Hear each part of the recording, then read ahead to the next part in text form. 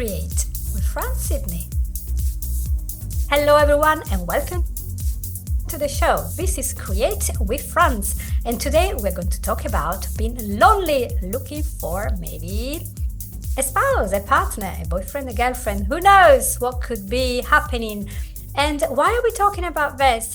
We're talking about this problem because there are so many people that arrive to 30, 40, they have a brilliant career, they have the money, they have the house, the boat, the yacht, everything, but they come home to an empty house. And they wonder, what's wrong with me? I'm intelligent, I'm smart, I'm a loving person, I'm wonderful, I help people, I'm in the community, I am spiritual, I'm healthy, but I don't have anyone. And so this may be because of some loneliness and feeling that we're not good enough or something is wrong with us, and it may lead to desperation in the end. Therefore, today I have invited a specialist to my program as part of my Christmas gift for you guys to help you. As I told you, the 12 episodes of Christmas for you guys. And today we have Renata Gomide coming from sunny Spain today, but originally from Lithuania. Did I pronounce this correctly? Right? Yes. So welcome to the show, Renata. Thank you, Franz, for having me. It's a pleasure. Yeah, it's so good to have her. She is an RTT therapist, but also a hypnotherapist, and you also do probably advanced conversational hypnosis and whatever else. What else do you do? Correct, a bit of everything, yeah. A bit of everything. But yeah, you are specialized now in relationships, and you are gonna talk to us about, first of all, let's go straight through what are the symptoms of this loneliness, because you will see that these high-flying CEOs and career women and whatever, they don't come out and say, I'm lonely. No, they will say, I don't need anyone. I'm quite happy as I am. Thank you very much. So what are the real symptoms? What are the things that tell you, yeah, but going on there? It's your time now. Okay, perfect. I think you described very well in the introduction, and that's usually the scene from which people come to see me. You know, they are fulfilled in their life in other areas. So they have a career, they have their money, and you know, they are traveling the world, and they are perhaps, you know, into self-development, and they've done the healing and all that, and yet they find themselves alone, no one to share their wonderful life with. And that, of course, comes with these deep feelings of loneliness and what you said, what's wrong with me? Why I'm not able to co-create these relationships that are perhaps healthy, or I'm actually getting into relationships that are not healthy, that are exhausting, that are toxic, and they just can't get out from that loop, basically, of repeating something that doesn't serve them, something that they know is not taking them to where they want to be and how they want to feel in their lives. And so, yeah, it is a phenomena that, you know, let's say in that, I don't know if you call it middle age or not, 30s, 40s, especially women, that one day they wake up and they realize, okay, I've got it all, you know, and I love myself and nothing is kind of lacking. But the prospect, for example, of having a family is getting very thin. Of having their own children, for example, is getting very thin because the clock is ticking and there is no man around.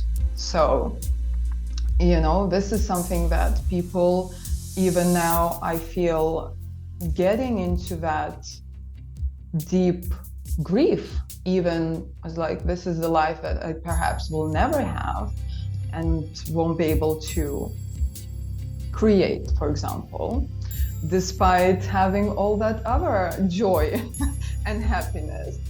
So it is becoming very, what I see, a massive disconnection between, you know, two beautiful polarities, which is obviously women and men, and they just can't find the common grounds to get together. And like I said, in the nature is the most natural thing, right?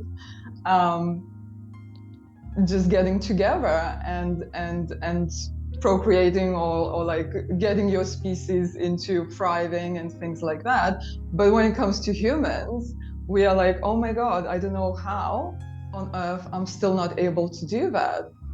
So even, I said about, I always share stories of my clients, but today I felt called to share perhaps my story, like in little facts. If I were sat in a therapist's office being a client and telling them my upbringing and what kind of traumas I had, and it's like, okay, father is out of the picture, stepdad was alcoholic and violent, and mother with narcissistic tendencies, and like all these kind of things that I experienced growing up, it would make sense to a therapist if I tell this story, why I can't create healthy relationships. You know what I mean? So, but my story is different. I am in a healthy relationship. I actually managed to find a person who I love, who loves me back, who is, willing to grow together, heal together, and all that, and co-create that relationship that we both cherish together every day, show up for that, so it makes, to me, makes no sense why other people can't do it. So this is where we kind of go back to what kind of stories do we embody? What kind of stories do we tell ourselves? What kind of beliefs we carry, and I see a lot of these kind of conflicting beliefs in my clients when they say, I really feel lonely. I need someone next to me, someone to come back home to, someone to share my life in that deeply shared relationship and have that connection that we're all looking for. But then I have that belief that, oh, all men are like this, all men are cheaters, or all men are stupid. It's like kind of, okay, so what are you waiting for? Like somebody to come and prove you wrong? That it's not like that. It's a blanket statement, and we really talked with Paul Wilson. We recorded 2 days ago, so they will be next week coming up, and we talked about these limiting beliefs that are there. We form them before we even think about it. We hear something over and over, we have one or two bad experiences, we repeat the cycle, and then we make the assumption, blanket statement, that every single person who does that is that. So that's it. We have these two neurons that wire together, fire together. So therefore, they don't stand a chance with us because we made our decision. And in the end, we're closing all these doors. And so it's very, very difficult statistically to find the person that we want. In fact, I don't know if you ever watched a TED talk about the maths of love. Mm-hmm. And I expect everyone to go and watch it on YouTube if they really want to know the statistics. And it was a really fun talk from, I think it was like a Jewish woman in Michigan or New York or something. And she was like, all right, I'm 30 something and I can't get anyone. Why is it easy? And she goes, well, I'm not looking just for somebody. It has to be a man, so half of the population out. And I'm in Michigan, so there's only so many people, right? Then it has to live in my city because I cannot travel. Whoa, I'm going back to 100,000 people. It has to be this age to the age, smaller. It has to have at least a degree, smaller. It has to be Jewish. It has to earn that much of money. It has to have that kind of status. It has to look like that. So it's like, it's impossible. Limiting yourself into that narrow, where it's like, okay, I'm not going to even give a chance to somebody out of that perception come into my life and perhaps, give me what I'm looking for, because I have that very rigid, very narrow kind of idea how this should work out for me. And then you are just so limiting your possibilities to find what you're looking for. So, and it's also, you know, what you mentioned statistically, this is a big issue, especially in that age group where you know, men in that age group are easily going to find a younger woman if they want to, because to be honest, the bar is so low now.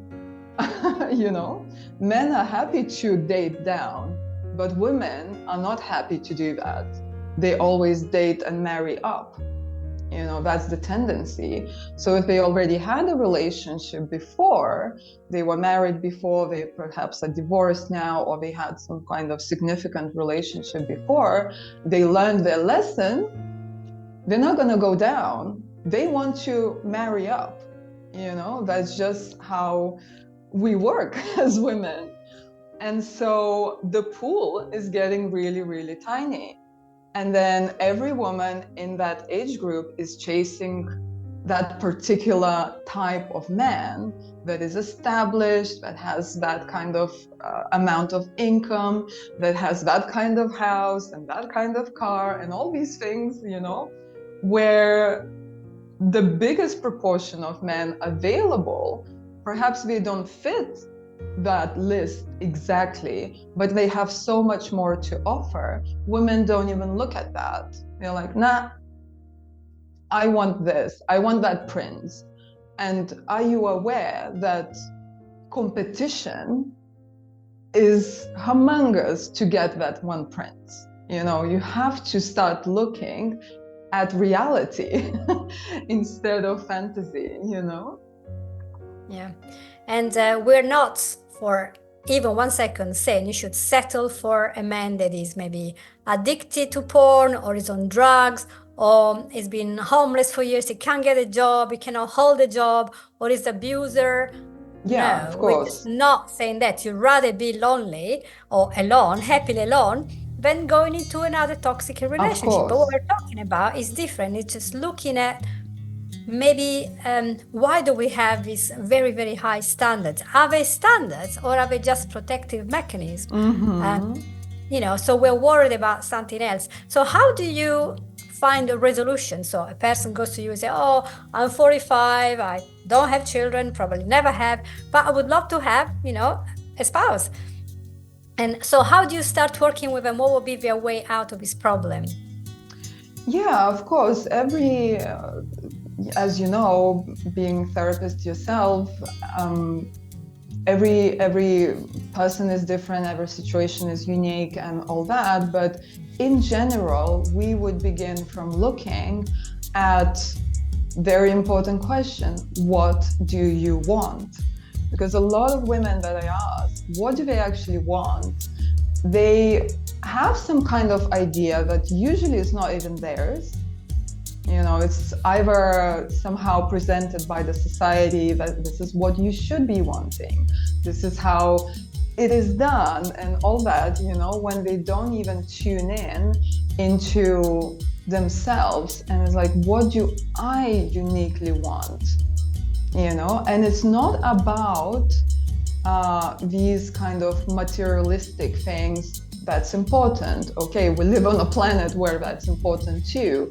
However, like looking at your own values is like what is so important for you. So values, like what's important for you. For me, it's safety, for example.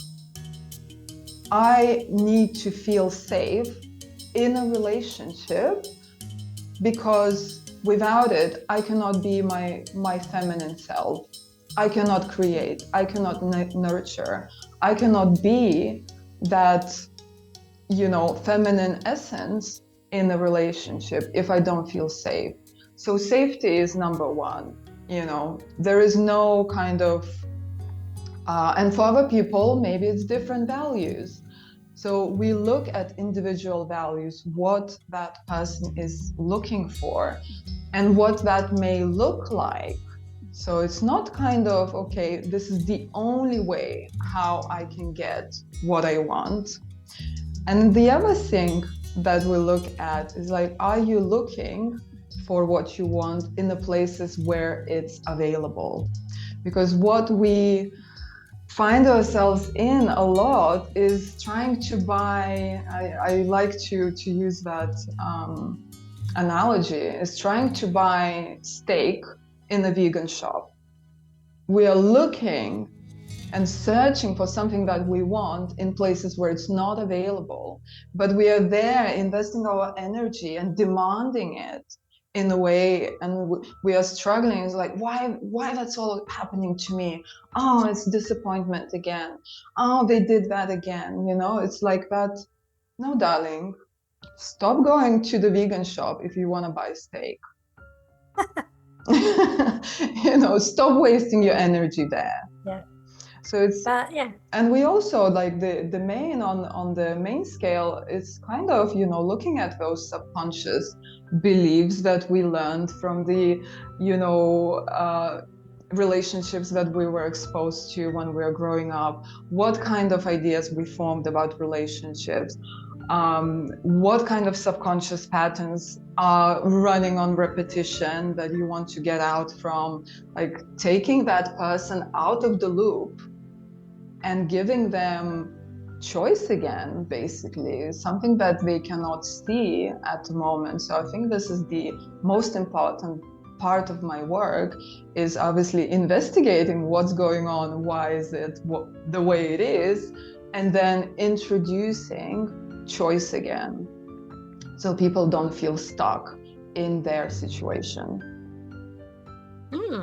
That's great. So if a person comes to you and they have been maybe abused or in a narcissistic relationship, and they're obviously terrified because initially an abuser will look like anyone else and he will behave quite nicely for a few months.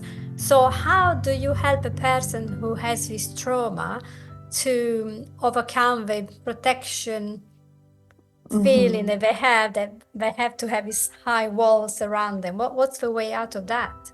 Because it's not just a limiting belief, this is real trauma. Yeah, that's obviously the big part of that. Undeniable is how traumatized people are on both sides, whether it's a man and whether it's a woman. Narcissism, and I know it's a label we throw around very easily, but it is a real thing. It exists in both sides, men and women.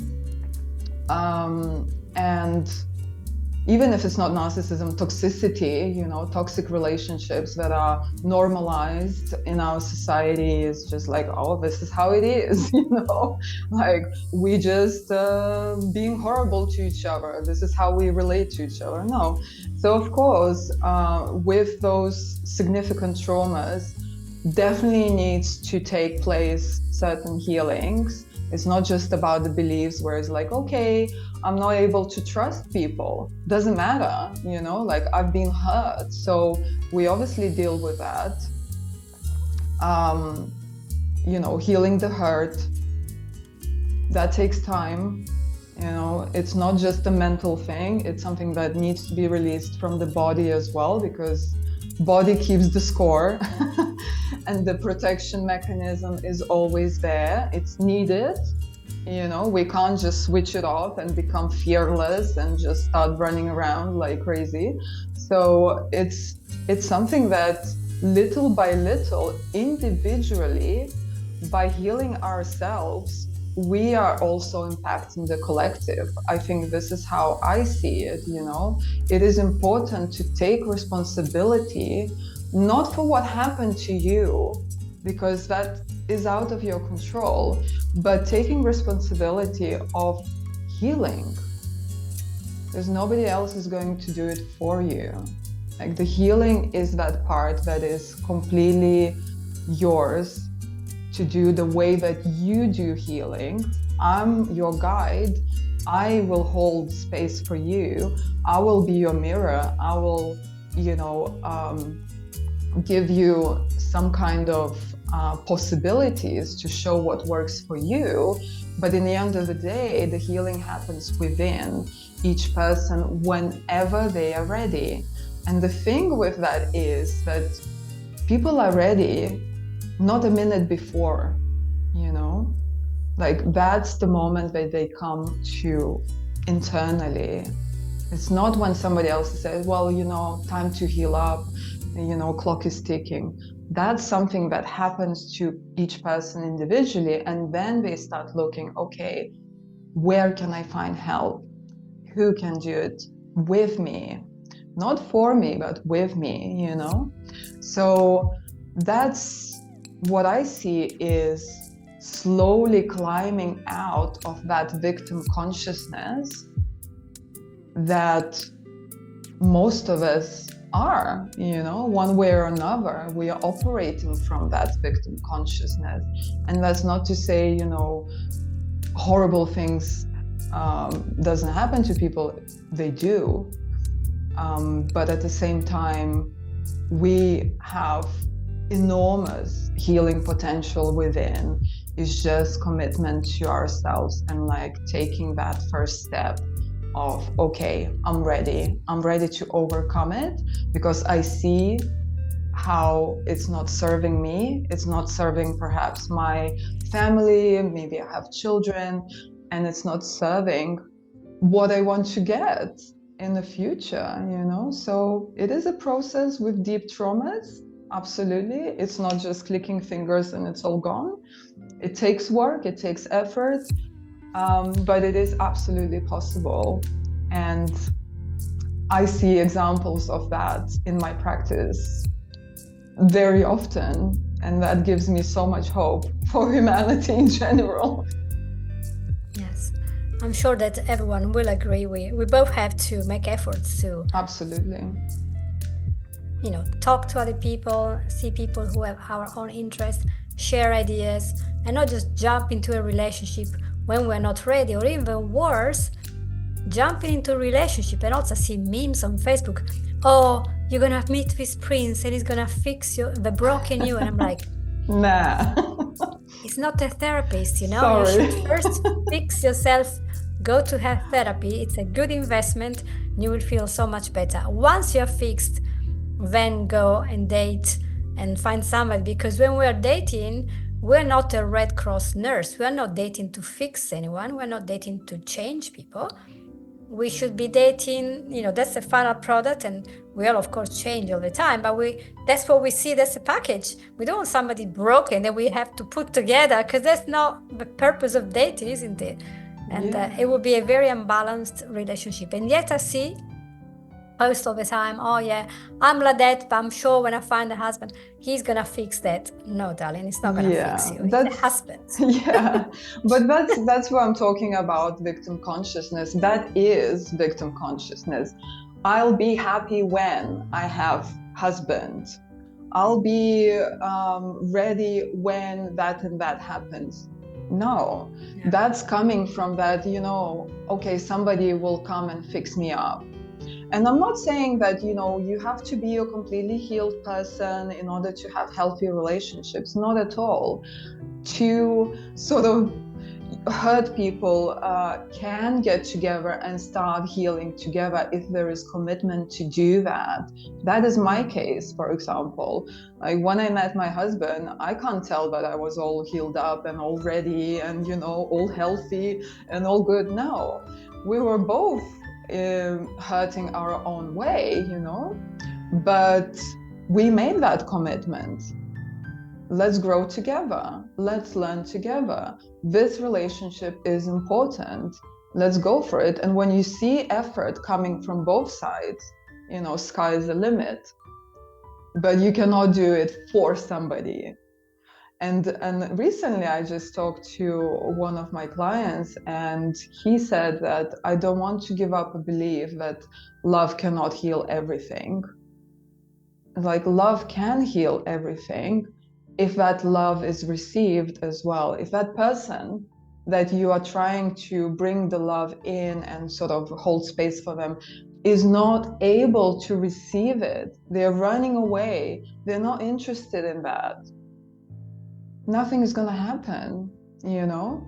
You will just pouring it that fixer energy. I'm here to fix, and another person is like, I don't want to be fixed. I don't know what you're doing here. Yeah. so it has to work both ways. Yeah. That's a great conversation, and I guess we could go forever about Yeah. relationships because that is the main issue nowadays. So many unhappy, unfulfilled people. But what would be one tip that you would like to share with the audience? What can we do today to take the first step towards opening up to a good relationship?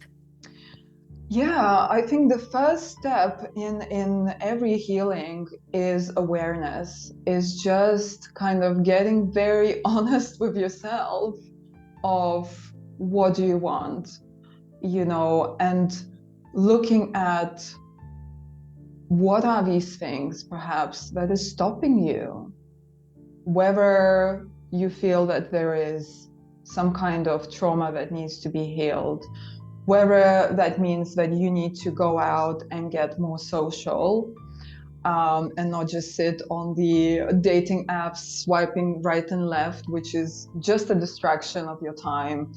I'm probably, I don't know if you know, but I used to work for a dating website for a while, and I don't recommend people using them, knowing how it works from the inside. Let's do another episode. Definitely, we can do that. But it's getting back into you, like that's the first step, awareness of what is that missing part that you feel needs to be fulfilled, and looking at it not from the external, like, okay, somebody else has to come in and externally fulfill me, but kind of getting very curious. What can I do today? What is the smallest thing that I can do for myself today to kind of start fulfilling that little or big black hole that exists somewhere here in my heart? Yeah, that's a great suggestion. And I always think that if you're very sad and lonely and looking a bit desperate and a bit angry, a bit acid, you're not likely to find a wife or a husband because No. you're not gonna have any. I don't want to call them vibration, but you're not gonna send a good vibration to anyone. Totally. It is Yeah. energetic work, like you Yeah. can do statistics and everything, but it comes back to energy. What kind of energy do you emanate? That kind of, neediness and desperation and all that is going to attract people who are going to feed off that energy. Yeah. They're going to find it very delicious. And these are the narcissists, who's just waiting to put their claws into someone. So the energy of yourself, what frequency you radiate, is very, very important. And that's inner work. I think I wanted to close with this because I know the time is going, and of course half an hour episode. But isn't it amazing when you see a person and they are in the middle of doing something that they really love, like playing the piano, playing with a pet, or they're in the garden, or they're painting, or they are running, whatever they like doing. Aren't they shining? They're more charming, they are passionate about it, they are so interesting. And so I always say, if you want to be dating, you also want to be talking about these passions that you have to people, and then go. If you like gun shooting, go into gun groups. If you like football, go to football. That's where you're gonna find your people, your passion, your interest, your vibration, your energy to do something together, which when the romance goes down, that interest is gonna keep you going, because romance is not always 100% every single day. There are moments when you're like, I'm fed up with Johnny, I'm fed up with Mary. But when you have that passion together, you like doing your photography walks or your upholstery business, or you look after kids. I don't know what it is. Whatever makes you passionate, that's gonna make you vibrant, more attractive, and you're gonna really give this aura of love and attraction. You're gonna attract more people. You're gonna be a magnet because you're so happy with that. Absolutely agree with that. Right? Beautiful advice, and absolutely agree with that. This is how you raise your energy and your vibration to beam out into the world. It's like, this is what I have to share. That's attractive and that's magnetic, like you said.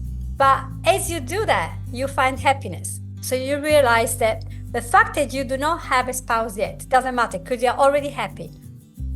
The spouse is an extra thing. So you're still gonna be happy while actively be maybe seeking for a relationship, but you're not dying, oh, I'm only gonna go out and pursue this happy thing when I'm married. Big mistake. Do it now. Have fun now. Life is to be enjoyed now. And while you're having fun, then you're gonna be the magnet for these people. But if you still don't find because, hey, you know, you're older, it's more difficult, your area doesn't have many people, but maybe look out for a coach or a strategist to help you to find a better dating technique or strategy. And you're already happy. It's going to be a lot easier to find people, even to have friendships, you know. Friendships are amazing. Yeah. And we're not saying that you have to be married, you know, it's a choice. But thank you so much for being into the show. It was so fun to talk to you. Thank you, Franz. I learned so much.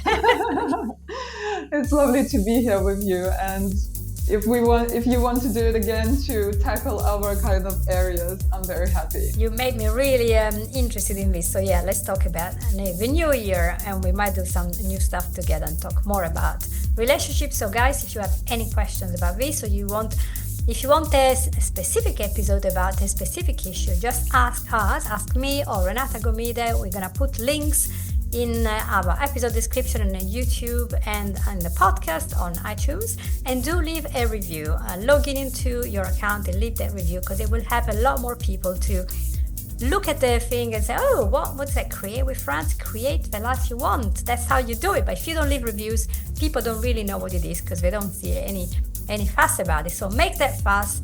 Make comments, engage in your comments on YouTube or whatever, and say, I love this. Can I know about that as well? Or even disagree with us, prove us wrong. We want to hear all the different opinions, because there isn't one size fits all. So thank you everyone for being in this chat with us, and have a lovely day. And I'll see you all next week. Take care. Bye-bye. Yay! You've listened to Create with Franz Sidney.